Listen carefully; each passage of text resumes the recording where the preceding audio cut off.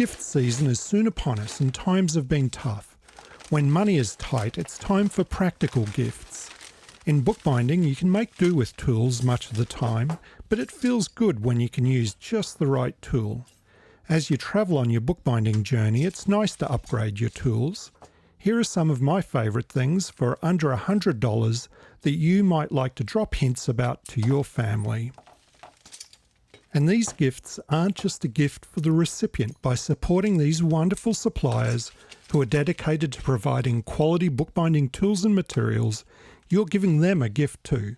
Spread the cheer this holiday season. My first suggestion is from Colophon Book Arts. Broom Corn might seem an unusual bookbinding tool. I believe this is aimed at marblers who use it to sprinkle colour. It can also be used as a superior way to sprinkle the edges of books. No more getting colour all over your old paste brushes. I was lucky enough to get a set of samples from Mary earlier in the year, and now there are some beautiful papers on my list of things I want but don't need. Awls are everywhere. I have lots of favourite awls. My latest favourite awl is from Schmedt. Kathy Abbott put me on to punching holes just big enough for the needle I'm using. She recommended using a pin vise to hold the same size needle that's going to be used for sewing to punch holes. Having done this for a while now, I like using the neck-sized up needle to accommodate the doubled up thread through the eye of the needle. My favourite pin vise is the Starrett with the insulated handle. I love how it doesn't roll and I like the feel of the insulating material, but I don't like the feel of the shape in the hand. The awl from Schmedt has small collet jaws which will take different sized needles. It does need shimming for small needles, but the shape feels great in the hand. The only thing I don't like is that it rolls around the bench. At some point I'll use a wood plane to add a couple of small flat spots to the handle to stop it rolling as much. You can get away with a lot of hammers for backing. I even did a video where I backed a book using a claw hammer. But my favourite hammer by far is an antique George Barnsley No. 2 cobbler's hammer. Many bookbinding tools weren't originally designed with bookbinders in mind, they were just adopted by bookbinders, such as the cobbler's hammer. This hammer from Ratchford is almost identical to my favourite hammer, and for some ideas on how to fine-tune it, Stuart Brockman describes some small adjustments in his recent leather binding forwarding video made by All About Bookbinding. I'm very particular about my brushes. You will have noticed the brushes I use with the yellow plastic collars. The manufacturing of these has changed recently and they're no longer near as good. Actually, they're terrible. I'm looking to change to a new supplier. The best brush I've ever used was one of these Talas paste brushes. There's no metal to go rusty, the bristles don't spread out, and the bristles don't become loose and fall out.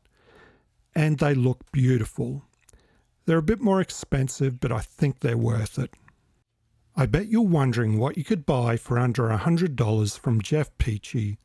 For fraying out cord, you can just use a piece of scrap board. If you spend much time looking at old bookbinding manuals and catalogues, you'll notice they almost always have fraying shields. If it's good enough for those master craftspeople, it's good enough for you. I wouldn't say having a Jeff Peachey fraying shield changed my life, but fraying cords now makes me feel a little bit special. And while they're there, maybe your generous gift giver could throw in a paring knife for good measure. Last year, I was lucky enough to get an Arthur Green French-style paring knife. This is a stunningly beautiful knife that's wonderful to use, but not under the $100 limit.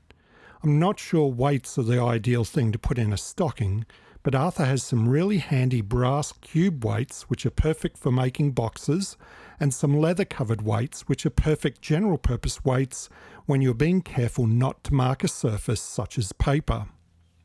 The most underrated tool is the humble micro spatula. When Carly Andersen set up shop at the Bind 23 conference this year, I noticed she had a range of new micro spatulas. I bought one of each and have been using them for the last few months, and they're all nice. But this one with the octagonal handle feels particularly nice in the hand for precise movement. If you've seen my list of 12 books I recommend when starting out in bookbinding, you'll know my number one choice is Kathy Abbott's book, Bookbinding, a Step-by-Step Guide.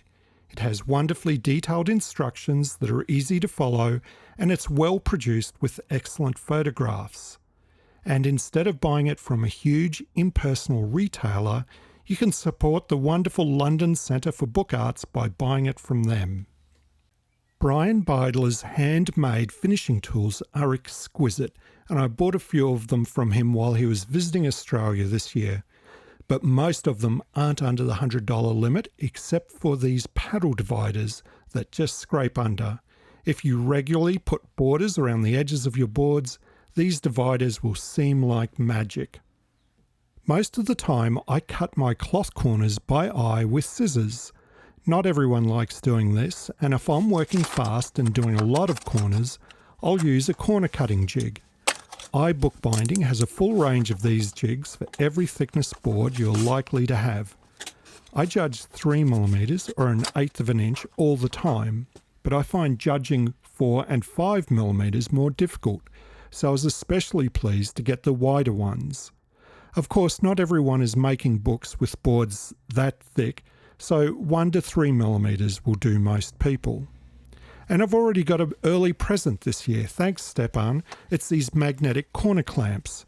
I've been using the old masking tape trick for years, but these magnetic clamps are great. No pulling a surface layer off the board when removing the tape, or tape that stops sticking because you've used it too many times.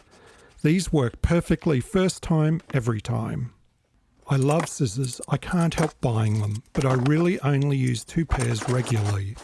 My favourite is an old clip point Bookbinders shears.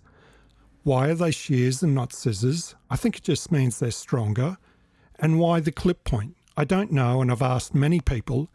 Everyone can guess, but I've never found any historical source explaining why.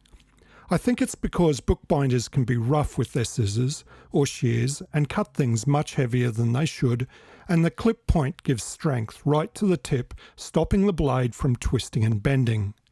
These from Hewit's are perfect, a size for small and larger hands.